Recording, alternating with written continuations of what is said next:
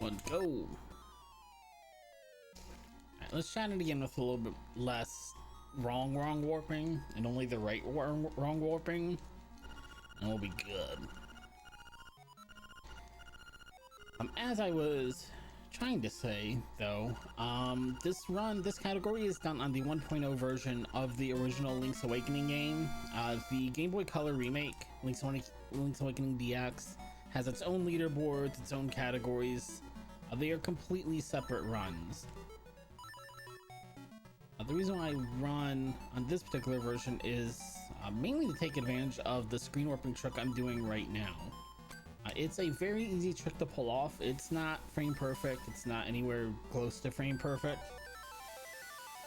All you do is when you're moving from one screen to the next is you hit the select button to pull up the world map, and if you do it correctly with the proper time, you'll see Link will stay still, but the room that you're in will change. Depending on how well you time it, Link might move a little bit, the sprites might move with the screen as well. But screen warping in that instance let me loop off of the bottom of the map. You can see on the top left corner I've got that one map tile unlocked. That room, if you will, that screen has the warp zone by Dungeon 8 on it, and screen warping myself south of the beach and looping back to the top of the world map unlock the warp zone by Dungeon 8. So in a couple of minutes, when I actually start going into dungeons from the reverse boss order part of the run, I'll be able to go right to Dungeon 8 very, very quickly. Right now though, I'm going to make my first trip into the Kennel World. I've actually cut out a couple of trips into the Kennel World, so when we go into Dungeon 4, I'll try and talk about it a little bit more then. But I killed 3 enemies before I went into the Kennel World this time. That's going to let me use this staircase. The Kennel World is a major glitch, as you can see, and it works a little bit differently depending on how many enemies you defeat before you pull the trick off. In order to use that downward facing staircase, I need to kill 3 enemies. That's going to give me access to the back half of Dungeon 1 for Rock's Feather, and it's going to let me sneak over to the room with the power bracelet in it in Dungeon 2.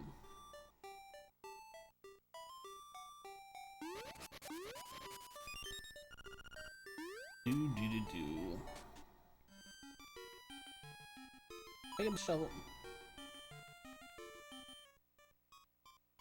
There we go. That's how you steal the shovel. I should have left my PB time on the last split. I shouldn't have cleared all the times out. Oh well, we'll look at it after the run. We're actually gonna buy the bonds, but then we're gonna steal the bow. That's just way too many rupees to get quickly in any sort of speedy fashion. And we're gonna get to about 350 rupees, give or take. That's not start.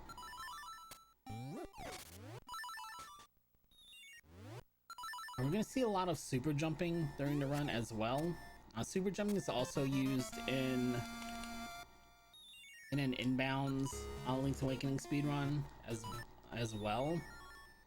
That lets you jump as if you're on top of a cliff while you're standing at the bottom of it. It gives you more altitude on your jump is maybe the best way to explain that. That's not really why you do it sometimes. The altitude is nice. Sometimes you just want to be able to get that higher jump from a different XY coordinate than you can usually get it, if that makes any sense. It's a little bit hard to explain. There will be a room later on that'll be better for showing off the trick and explaining what situations you might want to use it in. Gotta do a little bit of fishing. Come on. This is the first fishing minigame in the Legend of Zelda series, and it's very simple. Mostly just a lot of button mashing. The only thing I need to catch, get over here, is that big fat fish who has a piece of heart, where you are rewarded with a piece of heart for catching it. If you open the save and quit, box to get out of that cutscene. You take that little bitty shortcut over to your next seashell. Now I'm gonna do the Kenner Roll trick again. You can see it took me somewhere, you know, normal, where you don't normally have, you can't normally warp to that spot, but we're inbound on a normal looking world map. I'm right outside of Dungeon 2. Let's see if I can get a screen warp here. There we go. And that's what happens when you do the doghouse glitch when you haven't killed any enemies, is it takes you right outside of Dungeon 2.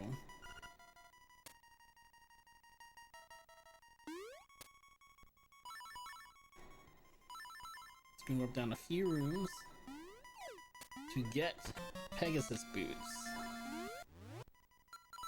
And then I'm gonna screen warp down, I think it's 10 more rooms from here. And I've got to hit them all in a row after this first one, so let me focus on that. But you'll see as we go through. See, you might have seen Link moved a little bit there. I'm not close enough to the bottom of the screen. I might be able to, I might be able to recover it here using a super jump. Hold up. Oh yeah, let's go. But you can see, other than that one room, I'm glad I noticed that when I did. You cannot recover in a way that makes it easy for you to screen warp vertically there. This puts us in Dungeon 4. I'm going to screen warp one more time, and now we're into Flipper's room. And we just got a lot of we just unlocked a huge part of the world map right there. We have a lot of options open to us now. Next I have to go to the start of Dungeon 3. I mean, even though I was just in Dungeon 3, that doesn't, the way I got there doesn't count. As soon as I go in the staircase, I can save and quit to the start.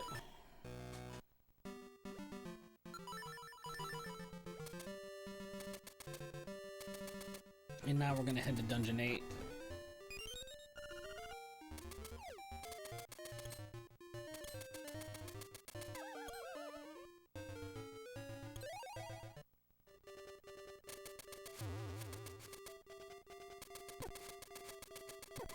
Oh, you punk. I just didn't want to menu over to the feather. You know? Just didn't want to bother with the menu.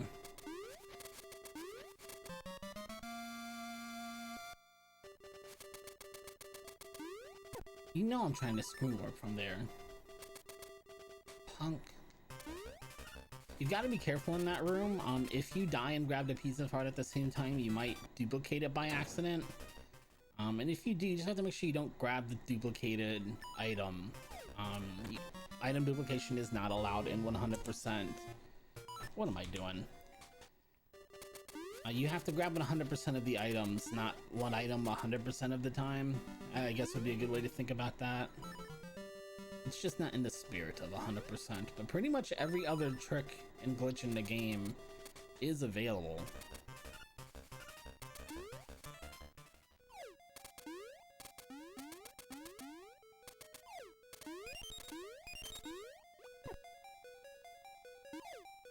I didn't quite get it.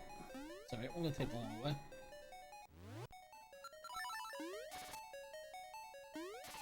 There we go. See, the thing there was, I didn't need to... It's not like I couldn't jump from the top of that wall easily. Clearly, I could have just gone around if I wanted to jump off the top of the wall. What I needed to do was jump off the top of the wall a couple of more pixels to the left so I could get to the screen transition and get into the boss room. And that's why I wanted to super jump there.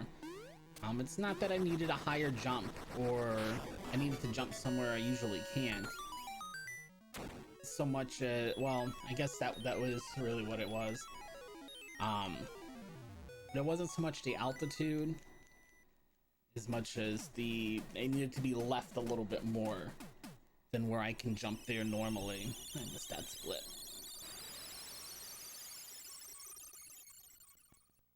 If that hallway was a little bit narrower, I would not need to super jump. I could have just jumped from where the game allows me to jump from.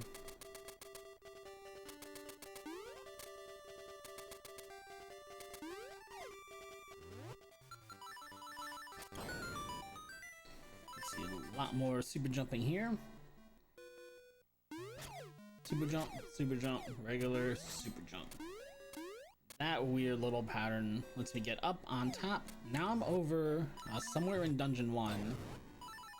But obviously not really Dungeon 1. We didn't get here in bounds.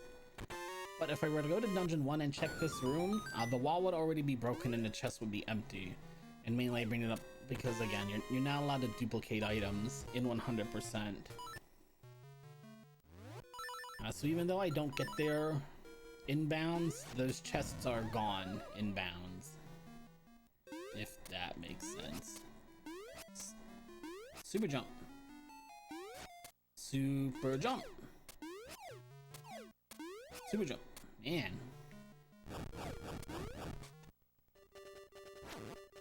I love me a GameCube D-pad. I usually play on a Game Boy Advance, but I cannot locate my link cable. My working link cable, unfortunately.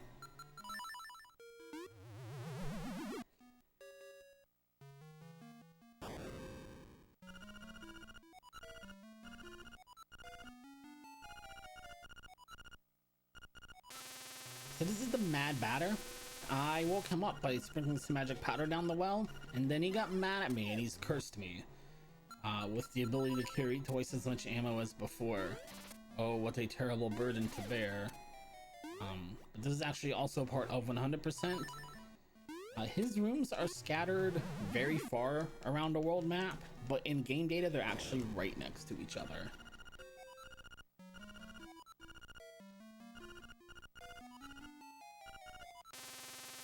So if you can go out of bounds, you can just hop, hop, hop, 1, 2, 3, grab them all very quickly in a row here.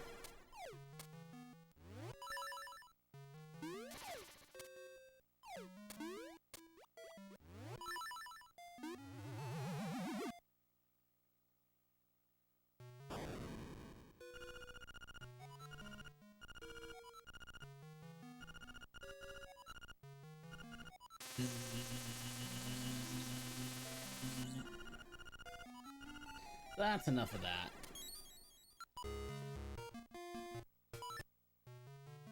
Oops. No. My boots. Thank you. Pretty much anytime we enter a cave, we're immediately going to go out of bounds in this run. Come on.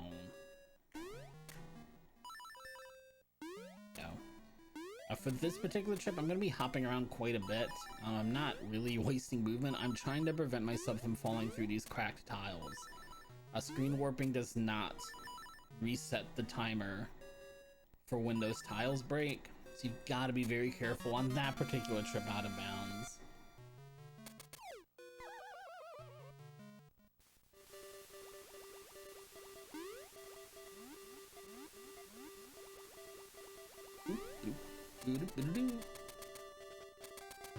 Oh, come on.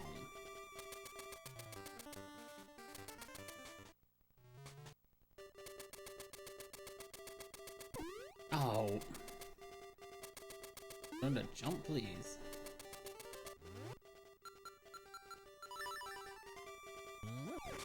Secret seashell. Put my boots back on, because this save and quit's gonna reset my menu. And that's why I dipped in the cave early. I want to be able to save and quit back to the doorway. Up, to the right, and we just went from the very northern part of the map to the very southeastern corner of the map. This is a piece of heart that's over by Animal Village, if you're familiar with the game. We'll go up and right, and now we're in the Mysterious Woods in the far western part of the map. Showing off the fact that the game stores its map in a very, very fractured way. If you're able to go out of bounds and scroll the screen in unintended ways, there are lots of neat little shortcuts you can find doing that.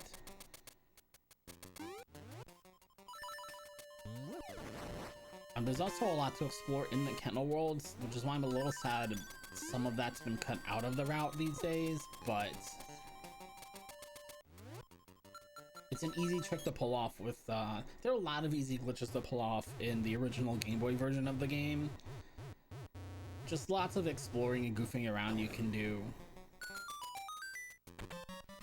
to have fun outside of just playing the game vanilla. Alright, so you don't need to grab the Dungeon 1 key there in such a normal way, but saving Terran it's going to allow me to go learn Marin's song now, and if I don't go get it now, I can't learn it until I finish Dungeon 1, and then I have to take the long roundabout side quest to do so. So I'm gonna go grab this now and save about 3 minutes, I think it is, when I timed it out. It's a long time. Whatever the time was, it was a lot. What's the time I need for GDQ? As fast as I can go. There's not really like a qualifying time like that. And I've changed the route, so I cleared all my splits out, and I wish I didn't because I accidentally cleared out my PB time. But it's like 53 minutes and change. Is my best time through this route, or through this category, I should say.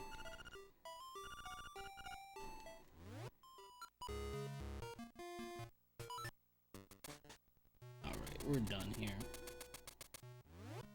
Those are not, that's not Rock's Feather.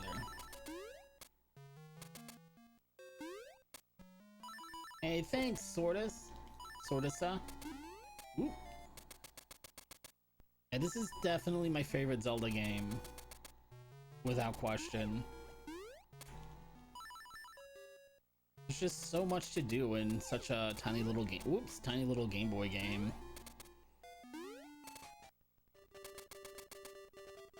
Need to play through it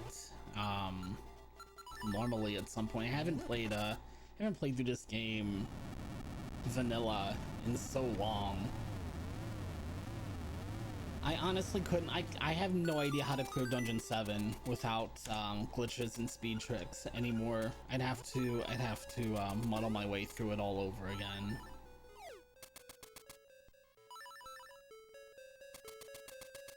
I'm gonna get the one screen warp here because otherwise you might get stuck in the chest, and that's no fun.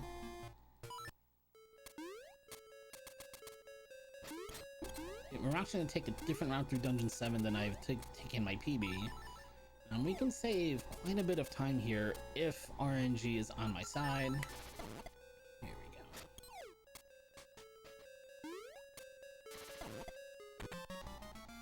There's the mirror shield that we're not actually going to use in the run. Oh no! Okay. Almost got squashed. And I missed the screen warp. Let's reset the screen here. So we're gonna screen warp left until we're in the boss room. The RNG's with that room right there with the tiles on the ground. There are flying tiles in that room, and thankfully they didn't screen warp with me into the boss room. That would be ultra surprise. You'll fall through one of the open tiles and the game will immediately freeze. That's great. We did not get the good Natara skip here. The best Natara skip you can get is where you skip the dialogue and all the wow, dude. You skip the opening text box and you skip watching the boss fly around the screen. You can get a half Natara skip where you skip the text but not the animation. We had absolutely none of it. I had to read the text and watch the cutscene. But it's still a faster movement route through to the boss fight than what I was taking.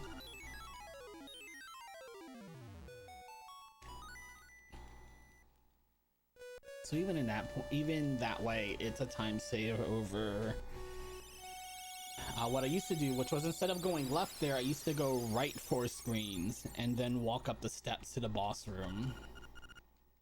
Is there a no thief link category? I think thievery is part of all of the speedruns just because it's such a big time save over getting all of those rupees. Well, let me rephrase that. Thievery is a part of all of the full game runs. There are any percent categories where you basically go right to the final boss. You grab your sword, you grab the ocarina, and then you go beat the game. And you wouldn't steal for those. But that's like I think it's like a 5-minute category. If that, it's a very short category. Uh-oh. Okay, phew. I thought I went one screen too far. And now I gotta get one more screen warp in the water here.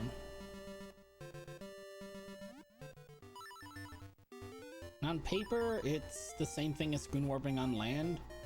In practice, just having the different movement physics in the water makes that not more difficult, it's just different timing.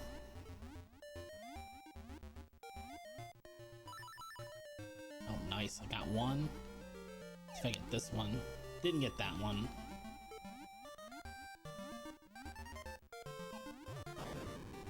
Those Paragoombas are the worst, by the way. Especially if you're swimming and you get hit by a bomb, it's gonna send you basically an entire screen length, usually in the completely wrong direction.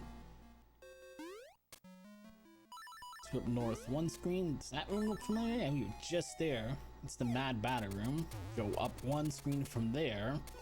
Now we're at the back exit, I guess if you will, of Dungeon 6. It really just leads out to this one chest. But now I can save and quit, and we're at the front door for Dungeon 6 because we don't have the key for Dungeon 6 yet.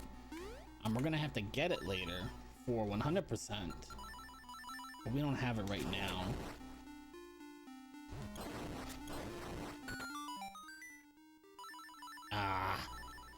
The ocarina is the worst thing to have in the menu when once you have a song for it. It's as bad as the bottles in A Link to the Past as far as menuing in a speedrun goes.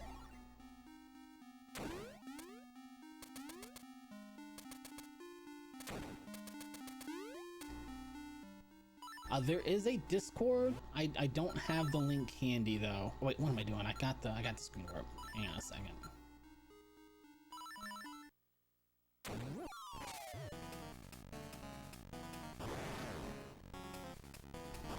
I think the best way to get the link to the Discord for Link's Awakening speedruns would be to go to speedrun.com and look the game up there. I'm pretty sure there's a link to the Discord there. Ow. Otherwise, after the run, I'll poke around and look for it for you.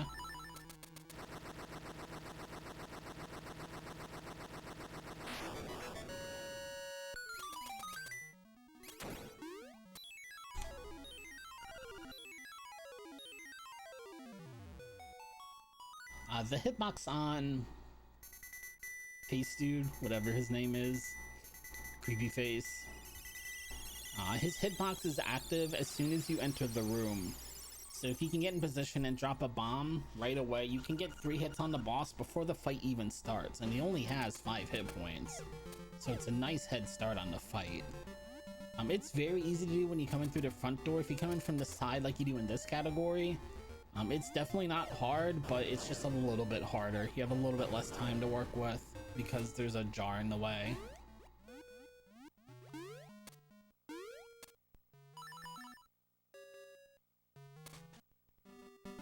I need Fire Rod.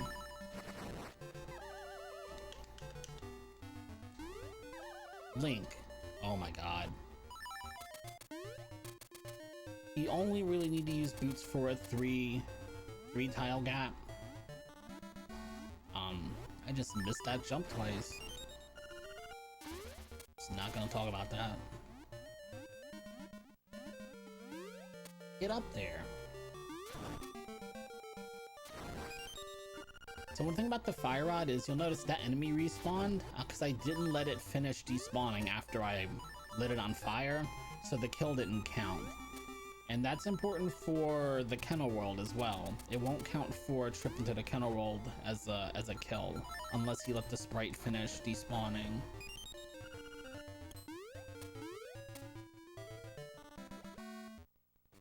This is the one bomb trick we're going to do in this category. This bomb trick is used a lot more in inbounds categories. It's called the bomb trigger glitch. It's kind of a boring name if you ask me, but if you drop 2 bombs in a 4-frame window, it has a lot of interesting effects depending on which room you're in at the time. In this room, it makes a cutscene play. The cutscene being I trade away my fishing hook and I get the mermaid's necklace in return. I don't have the fishing hook, but the bomb trigger glitch don't care. It's just gonna make the cutscene play and let me skip a huge chunk of the trading sequence. And the trading sequence itself is not part of 100%. Only the end item, which is the boomerang, is technically part of 100%, but I do need to get the lens of truth to get the boomerang. So we've got to do a little bit of the trading sequence. We only use it once in this category, but in a more inbounds category. The bomb trigger glitch completely replaces the ocarina. So unless you're doing a 100% run, you don't pick up the ocarina. I can use it to unlock dungeon 8 without the ocarina, or even without the song. You can just unlock dungeon 8. You can use it to open the windfish egg, but you do need to have all 8 instruments for it to work. You can use it to wake up the fat walrus. It's used for something else pretty big in the inbound speedrun. I can't think of off the top of my head right now.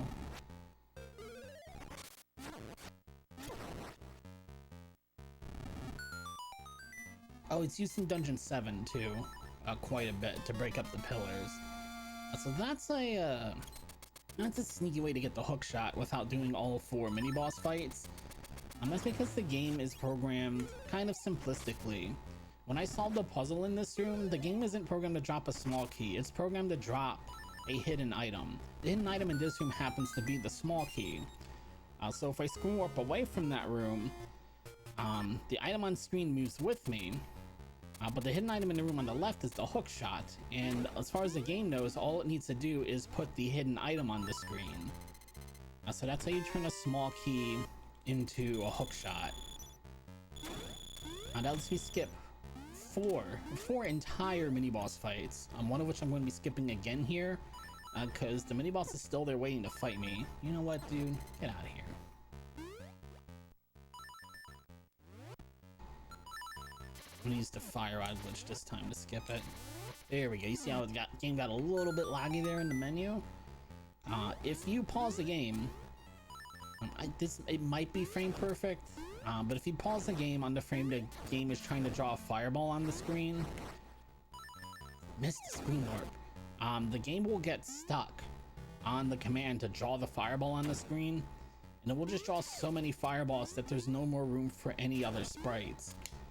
So if you do that on a screen transition, none of the sprites on the next screen can load, including any enemy sprites. So for rooms where you can't continue until all the enemies are dead, you can use the fire rod trick instead because there's no enemies on the screen, so all the enemies are dead. You can just pass right on through. And this is the most RNG heavy boss in the run. Oh no! Oh, what happened? Oh, I was just about to say, it's really important to get 4 hits in when you grab the boss. Oh man, I don't know how I ended up getting in its mouth.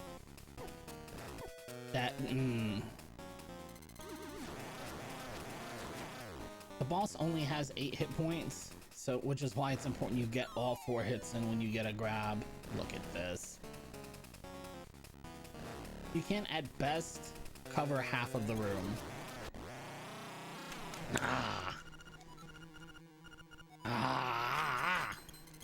That was a lot of time. I'm mad about that. It's alright, nothing I can do about it now. Man.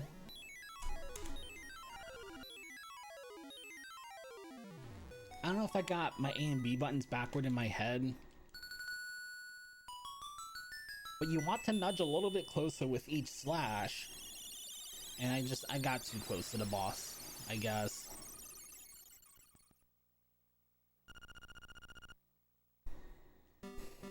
Boss can also be mean and just ignore the fact that you've hit him with the hook shot. I'm sure somebody can explain the rhyme or reason behind getting a good hit versus not, but it's just frustrating. I don't really care about it more than the fact that it's very frustrating when it looks like I get a square hit and it doesn't count. Oh, that's definitely the most RNG you'll see in the game, in the speedrun.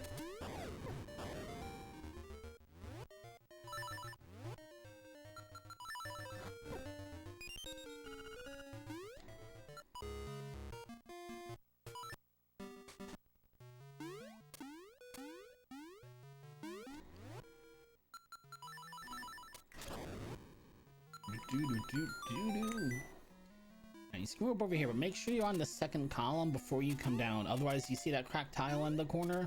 You'll be stuck there, and you can't leave because it's not an area you can jump down from. Then you have to actually turn in the mermaid scale in order to get the lens of truth. If you pick up the duplicated mermaid scale, you've soft locked the trading sequence and you won't be able to. You'll be stuck with a 99% run. You won't be able to fix it. Not on the edge. Yeah, we're gonna have to get one in the water here. There we go. Good. And all that screen warping lets me skip that dude, the big fat walrus. You can't screen warp in an inbounds run. It's considered wrong warping. But you would wake up the fat walrus using the bomb trigger glitch in an inbounds run to get by him and skip the long side quest to wake him up otherwise. Alright, 4 pieces of heart left. Let me think. There's the one in the well. There's the one by dungeon 3. There's the one underneath. Yeah, okay, good. Didn't miss any of those. And then after, I guess right before dungeon 3, I usually do a seashell count there. There are 26 seashells in the game. And even though this is a 100% run, we're only going to be grabbing 20 of them. And once you grab 20 and turn them in for the level 2 sword, the other 6 seashells disappear. So there's just no more shells to grab. And, right, wrong, or indifferent, that's what the community has decided is qualifies for 100%. That does mean there are extra, or I guess backup seashells, if you will, if we miss one.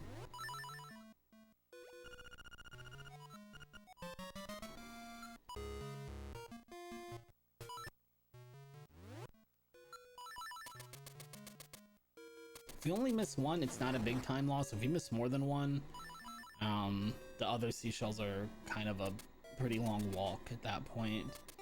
That was one enemy. We're gonna head back to the kennel world here in a second. 2, 3, 4, 5, 6. And we'll leave this guy alone.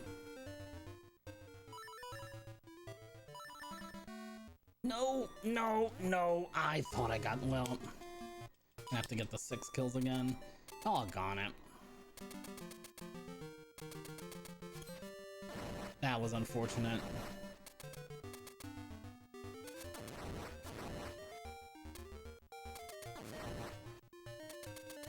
I gotta be careful here. If I knock him into the pit, it does not count.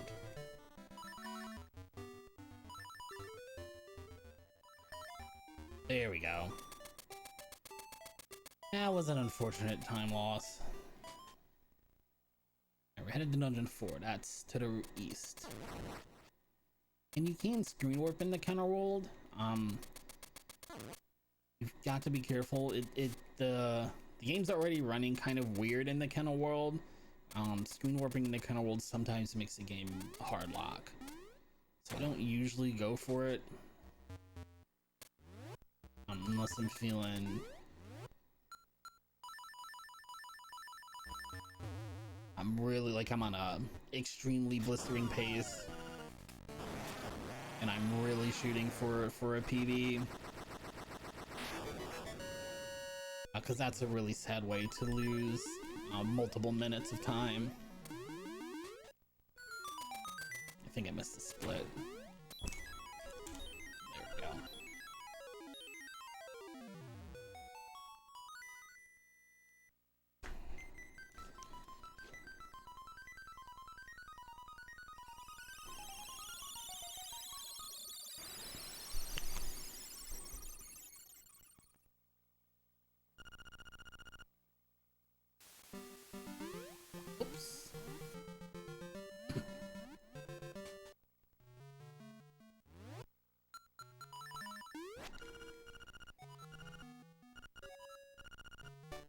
Good. Alright, so since I had my sword out starting this cutscene, it lets me wiggle Link around a little bit. I get to save an entire quarter screen of movement this way.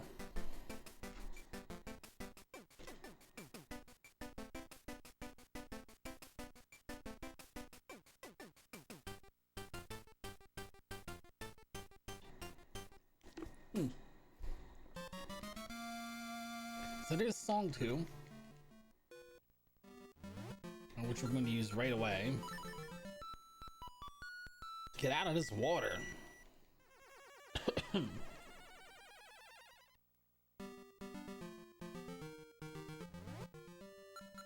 Usually I don't have a problem buying my potion here, but if for some reason it costs too many rupees, I'm gonna have to wait because I need 300 rupees for the next section of the game. But no, we're good.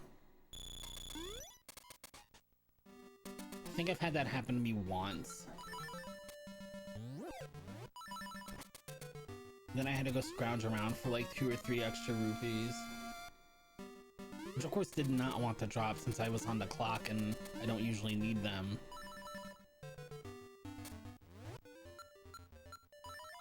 Man, the ocarina is so bad to have in the inventory. You move, Link. Come on.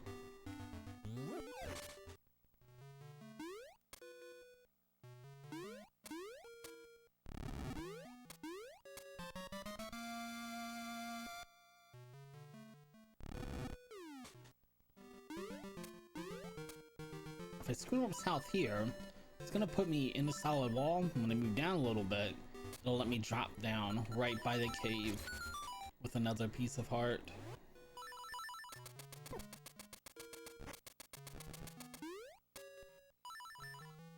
I missed it somehow.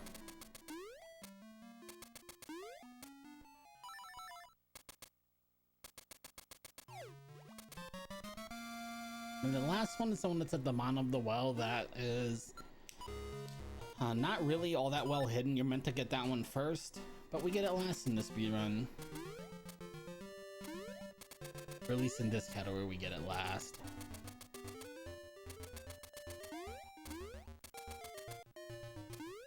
You get down here. I'm gonna screen warp right here so I can dig up the dungeon 3 key. But I'm gonna reset the room. When you screen warp into a room, everything that's buried kind of slides around underneath the screen. It's hard to know where exactly the item you're looking for actually is. That was the true final boss of the run. That 2-tile gap, for whatever reason, just murders me. Usually I'm there for a couple of tries. It's not a difficult jump, just for whatever reason that one specific jump gives me fits some days.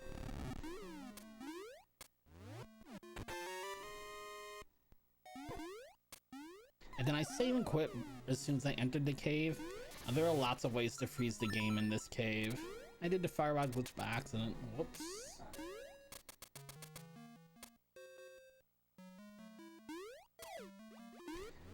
I'm at 16, good. 16's the magic number. I've got all the seashells I need. I don't need the extra one. So we're gonna head right over to see Wart. Gito, Gito.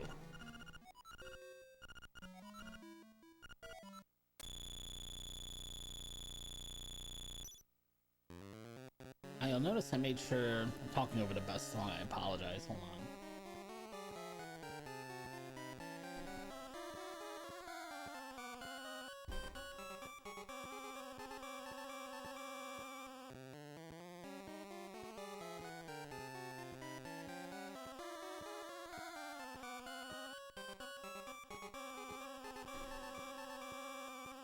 So 2 things. When you walk through the room into the room and you don't take the staircase, obviously the correct tiles do not load in. Secondly, see that tile in the top left corner, the cracked tile?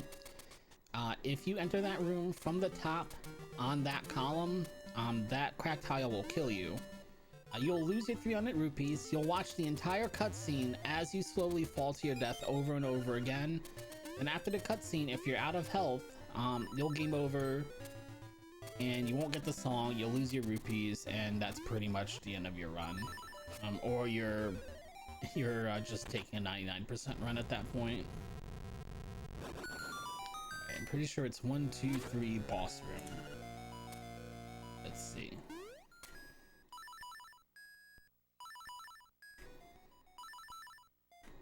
Uh-oh. And that's why I say screen warping's not a frame perfect trick, but when you're doing certain things like screen warping through a solid wall, your window for success is much smaller. Yeah, I know. You're definitely not meant to have the magic rod here. You still have to use the sword to split up the eyes, but they're not, they ain't ready for that.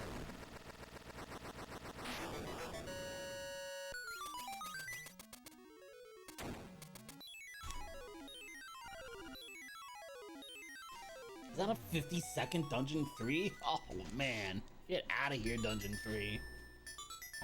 Now it's with a missed screen warp. Go away.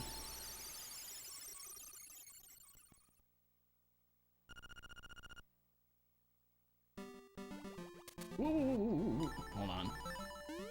I need to do fire rod glitch here, because the owl's out here waiting to talk to me and tell me a whole bunch of stuff I either already know or just don't care about. 17, 18 on the tree. I know where the last two are. Good. Good.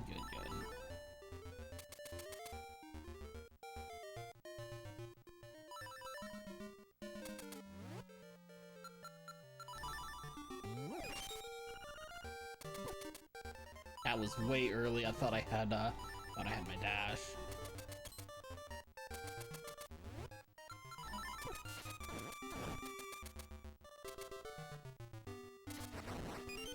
That's 20. It is 20, right? Yes. Ow. Another reason why we're not required to get all 26 and 20 is okay is because let me get the sentence out of my mouth correctly. In order to get all 26 seashells, you have to get 5 and then come here to watch this cutscene where you turn in 5 and that gives you a bonus seashell. Then when you have 10, you come back, you get a second bonus seashell. And it's just a lot of backtracking for 6 seashells that don't really matter in the end towards 100%. You don't need them to finish the quest.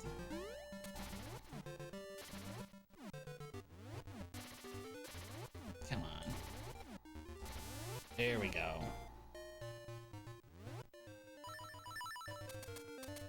If you do this category correctly, you never see the owl. 1, 2, 3, 4, 5, 6. Let the sprites disappear. And one last trip into the counter world for us. How did I clip? How? Okay. Sure. Whatever, game. I clipped into the store somehow. Okay. So if you're familiar with the game, you know we're headed to Dungeon 2 next, and we're there. It's very glitchy, but this is in fact Dungeon 2. You are correct. But I want to get through Dungeon 2 kind of a special way here. And I need Rock's Feather to do that. That'd be nice. Now, this is the most. Yeah. That's there's more pressure on that screen warp than on any other screen warp because you get one try at it. If you miss it and you save and quit out, you go all the way back to Mabe Village. But screen warping and leaving the side-scrolling area like that enables this weird like super swimming bug. It also glitches out this room big time. I think the game is drawing Dungeon 2, but the tiles that it's putting into play are from some side-scrolling room. Because it's just, the game's just acting very weird right now. But since pretty much everything counts as out of bounds here, what am I doing? I'm doing phase 3 first. If I throw the bottle out of bounds, it breaks immediately. Usually you have to throw it 3 times. I'm gonna drop a bomb. If I time this magic rod correctly, boss dies instantly. Feels good. Feels so good to hit that. You don't need the magic rod to do that. You can do that with bombs and a bomb arrow. Will have the same effect.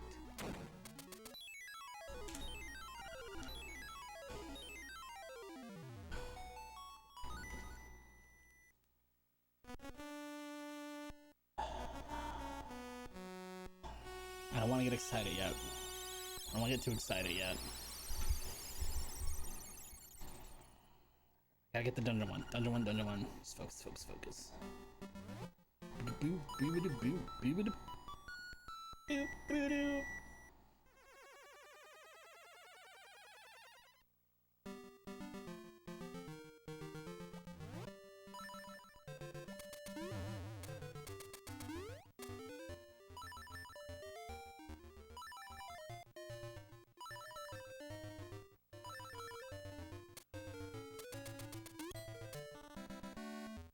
For Dungeon 1, the game really does not like you. For whatever reason, screen warping into the boss fight in Dungeon 1,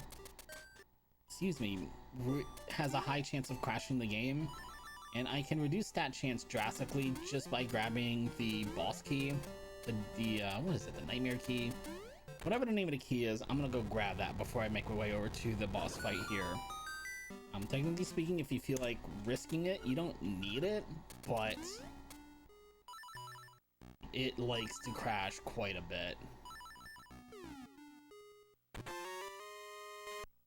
What are you doing? Yeah, the nightmare key. You'll fight one of the 8 nightmares. You can also grab the small key there for this screen warp, but usually you don't need it. No, Ocarina. First try. Heck yeah.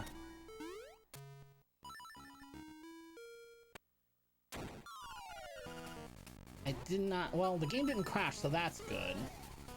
Actually, the game didn't do anything funny. I was actually quicker than what I usually get. Usually when I screen warp into the boss room, the game tries to crash. It's really weird what happens sometimes. I'm glad I'm not showing it off.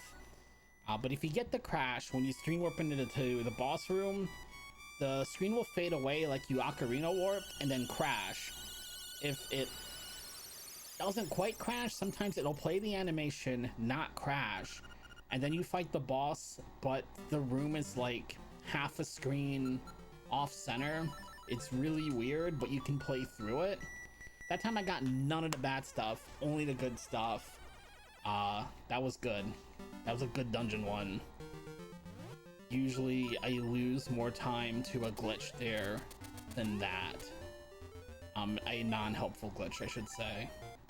A non-intended, not speedrun friendly glitch will eat up some time there. One thing is, this run feels really good right now, and if I've missed something, if this is a 99% run, I'm just going to go cry myself to sleep as soon as I'm done. I'm just gonna go find a corner to cry in. I really am.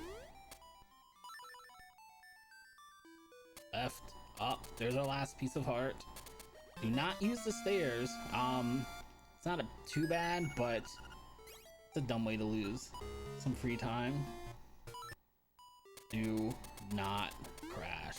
Don't do that either. Don't do anything dumb here. Come on, Mike, hit a screen warp.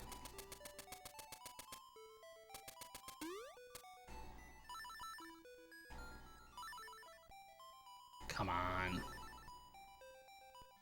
Blink, buddy, thank you, my friend. I appreciate that. Now these don't have to be so perfect. They can be a little bit sloppy. If I miss a couple of these by a couple of frames.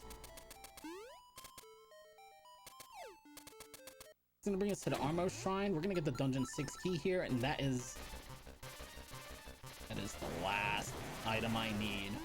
Notice I'm getting these keys. I'm not unlocking the dungeons though. I'm just getting the keys. If you actually get the key though, and if you save and quit before the text box, you don't always get the key. That sucks quite a bit when that happens.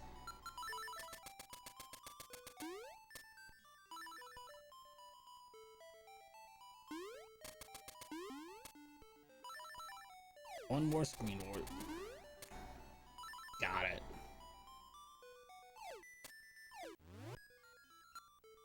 Oh, come on.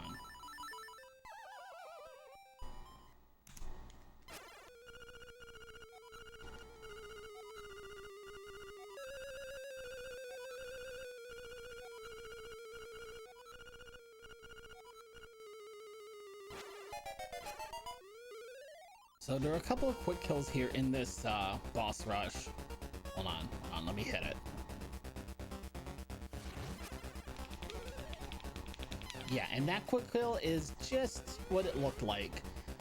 If you time your spin slash correctly and then slash the blobbity blob again, you can just kind of wiggle your sword and deal damage to the boss. Now sometimes you won't deal all 3 hit points of damage to the boss, but depending on how long you're in there wiggling, it will deal 1 or 2 points of damage. So then you can grab the magic powder to deal the last, you know, couple of points of damage. You don't have to hit it 3 times. For this phase, after the first 2 hits, there's a 50-50 chance he throws that mess at me, which you cannot reflect back at him. And then there's a quick kill on the next boss phase as well, assuming I ever get there. Don't do this to me, game. Don't do this to me. Thank you.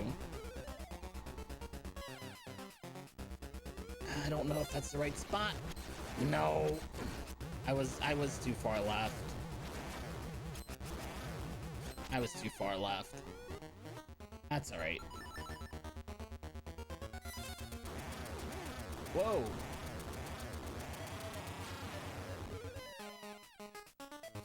Really? Really? Ah, I hate this game sometimes. Alright, so that's gonna leave Deathel. Just Deathel left. In order to kill Deathel, you have to wait for the eyeball to open and hit it with 16 arrows. If you run out of arrows, you can hit it with 16 bombs, but you have to time the bombs with the eye opening. Or you can hit it once with the boomerang. If you're doing a 100% run, obviously you'll have the boomerang. That's the best way to do it. If you're not on a 100% run, the boomerang takes too long to make it worthwhile though.